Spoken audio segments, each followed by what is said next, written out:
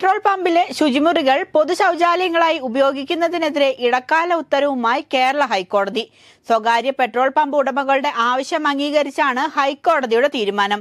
ദീർഘ ഹ്രസ്വദൂര യാത്രകളിൽ പെട്രോൾ പമ്പുകളിലെ ശുചിമുറികൾ ഉപയോഗിക്കുന്ന നിരവധി പേർക്ക് ബാധകമാവുന്നതാണ് തീരുമാനം. Petroleum traders and legal service society നൽകിയ റിട്ട് ഹർജിയിലാണ് തീരുമാനം. മിൽമയുടെ പേരിനോടും ലോഗോയോടും സാമ്യമുള്ള പാക്കറ്റുകളിൽ പാലും പാലുൽപ്പന്നങ്ങളും വിപണിയിലെത്തിച്ച സ്വകാര്യ ഡയറി സ്ഥാപനത്തിന് പിഴ ചുമത്തി കോടതി. മിൽന എന്ന സ്ഥാപനത്തിനെതിരെയാണ് നടപടി. മിൽമയുടെ ഡിസൈൻ ദുരുപയോഗം ചെയ്യുകയും വ്യാപാര നിയമങ്ങൾ ലംഘിക്കുകയും ചെയ്തതിനാണ് തിരുവനന്തപുരം പ്രിൻസിപ്പൽ കൊമേഴ്സ്യൽ കോടതി 1 കോടി രൂപ പിഴ ചുമത്തിയത്.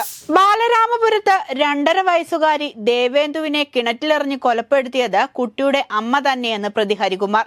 കേസിലെ ഏക പ്രതിയും കുട്ടിയുടെ അമ്മാവനുമായ ഹരികുമാറാണ് റൂറൽ എസ്.പിക്ക് മൊഴി നൽകിയത്. വിശദമായ ചോദ്യം ചെയ്യലിലും പ്രതി ഇത് ആവർത്തിക്കുകയാണ് ചെയ്തത്. ഇതോടെ അമ്മ ശ്രീധുവിനെയും ഹരികുമാറിനെയും നുണപരിശോധനയ്ക്ക് വിധേയമാക്കാൻ പോലീസ് അനുമതി തേടി. അഹമ്മദാബാദ് വിമാന ദുരന്തത്തിൽ മരിച്ച മലയാളി നഴ്സ് രഞ്ജിതയുടെ DNA ഫലം ഇതുവരെ ലഭ്യമായില്ല. ഇതുവരെ 184 മൃതദേഹങ്ങൾ DNA പരിശോധനയിലൂടെ തിരിച്ചറിഞ്ഞെന്ന് ഗുജറാത്ത് സർക്കാർ അറിയിച്ചു. 158 മൃതദേഹങ്ങൾ ബന്ധുക്കൾക്ക് കൈമാറി. തിരിച്ചറിഞ്ഞ മറ്റുള്ളവരുടെ മൃതദേഹങ്ങൾ ഉടൻ കൈമാറും. കൂടുതൽ യാത്രക്കാരെ തിരിച്ചറിയാനുള്ള നടപടികൾ ഊർജിതമായി തുടരുന്നു. അതേസമയം വിമാനാപകടത്തിൽ നിന്ന് അത്ഭുതകരമായി രക്ഷപ്പെട്ട യാത്രക്കാരൻ വിശ്വാസ് കുമാർ ആശുപത്രി വിട്ടു. അപകട കാരണം അന്വേഷിച്ചുള്ള വിവിധ ഏജൻസികളുടെ പരിശോധന തുടരുന്നു. ഒഡീഷയിൽ 20-കാരിയെ കൂട്ടബലാത്സംഗത്തിനിരയാക്കിയ സംഭവം. പ്രതികൾ പിടിയിൽ. അറസ്റ്റിലായവരിൽ 4 പേർ പ്രായപൂർത്തിയാകാത്തവരെന്ന് കണ്ടെത്തൽ.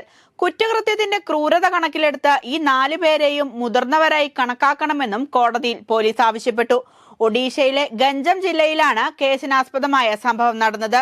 ഗോപാൽപൂർ കടൽ തീരത്ത് നടക്കുന്ന രാജ ഉത്സവത്തിൽ പങ്കെടുക്കാനെത്തിയ 20-കാരിയാണ് അതിക്രൂരമായി കൂട്ടബലാത്സംഗത്തിനിരയായത്. ഹിന്ദി രാഷ്ട്രത്തിന്റെ ഭാഷയെന്ന് ഗവർണർ രാജേന്ദ്ര അർലേക്കർ. ഭാഷയുടെ പേരിൽ വിഭജനത്തിന്റെ ആവശ്യമില്ല എന്നും ഭാഷയെ എതിർക്കേണ്ട ആവശ്യമില്ല എന്നും ഗവർണർ പറഞ്ഞു.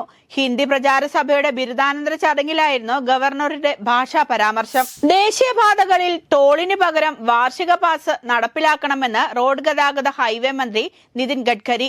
3000 രൂപ വിലയുള്ള ഫാസ്ടാഗ് അധിഷ്ഠിത വാർഷിക പാസാണ് സർക്കാർ അവതരിപ്പിക്കുകയെന്നും ഗഡ്കരി എക്സ് പോസ്റ്റിൽ പറഞ്ഞു. ഓഗസ്റ്റ് 15 മുതലാണ് ഇത് പുറത്തിറങ്ങുക.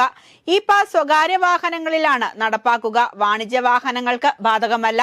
വാർഷിക പാസ് എടുത്ത തീയതി മുതൽ 1 വർഷം വരെ അല്ലെങ്കിൽ 200 യാത്രകൾ വരെ പാസ് ഉപയോഗിക്കാം. ഇതിന് ആദ്യം വരുന്നതാണ് പരിഗണിക്കുകയെന്നും അദ്ദേഹം പറഞ്ഞു. പൗരന്മാരോട് വാട്സാപ്പ് ഡിലീറ്റ് ചെയ്യാൻ ഇറാനിയൻ ഭരണകൂടം ആവശ്യപ്പെട്ടതായി റിപ്പോർട്ട്. ഇസ്രയേലിലേക്ക് അയക്കുന്നതിനായി ഉപയോക്തൃ വിവരങ്ങൾ മെസ്സേജിംഗ് ആപ്പായ വാട്സാപ്പ് ശേഖരിച്ചുവെന്ന് ആരോപിച്ചാണ് നിർദ്ദേശം. ഇറാനിയൻ സ്റ്റേറ്റ് ടെലിവിഷൻ ആളുകളോട് അവരുടെ സ്മാർട്ട് ഫോണുകളിൽ നിന്ന് വാട്സാപ്പ് നീക്കം ചെയ്യാൻ ആവശ്യപ്പെട്ടതിന് പിന്നാലെയാണ് പ്രസ്താവന. അതേസമയം സംഭവത്തിൽ ആശങ്ക പ്രകടിപ്പിച്ച് മാതൃ കമ്പനിയായ മെറ്റ രംഗത്തെത്തി.